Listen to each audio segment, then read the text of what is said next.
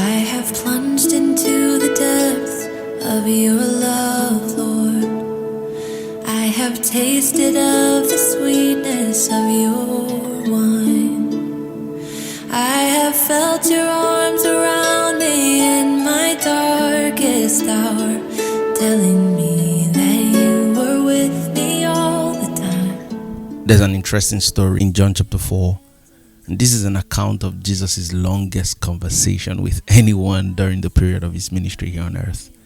I mean, Jesus met a Samaritan woman at the well who came to get water. And Jesus starts a conversation with her by asking her for some water to drink. And you know, this woman was living such a dysfunctional life colored by rejection. She had been married 5 times. And at that moment when she was talking to Jesus, she was with a man who wasn't her husband. And when Jesus asked her for a drink of water, her response was, "How can you ask me for water to drink when we are different in culture? You're a Jew and I'm a Samaritan. And how can you ask me for water?" And it was to this that Jesus gave this response in John chapter 4 verse 10, so profound.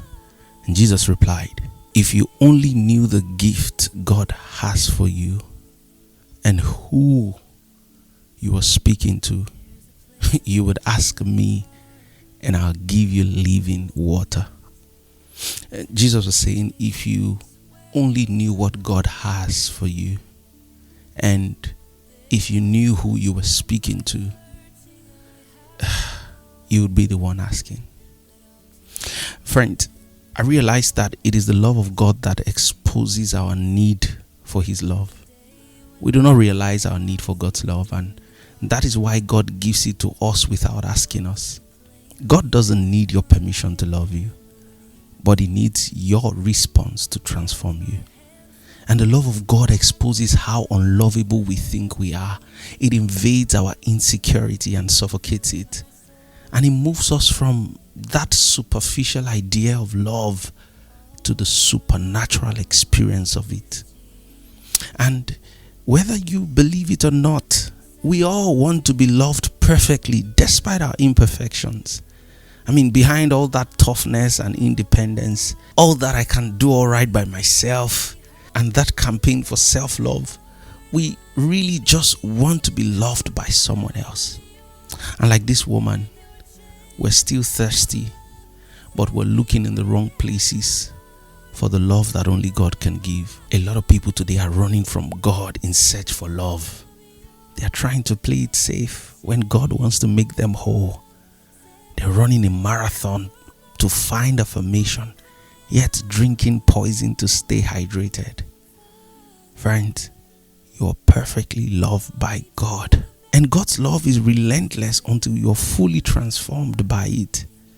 And resistance is standing in the way of his relentless love. He won't stop. God cannot stop loving you. And I've realized that people do not lose the love of God. They only lose sight of it. And the question today is, would it change the way you feel about yourself if you only knew how loved you were?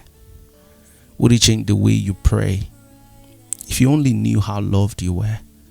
Would it change the way you see and treat other people if you only knew how loved you were?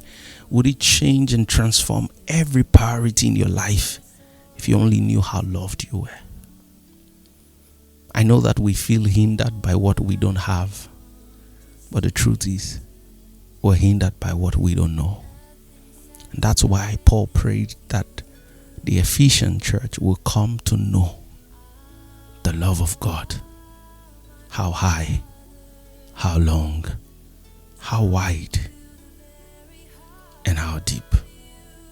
Friends, and this woman realized in this conversation, in this encounter, that there's a well deeper than the well of Jacob.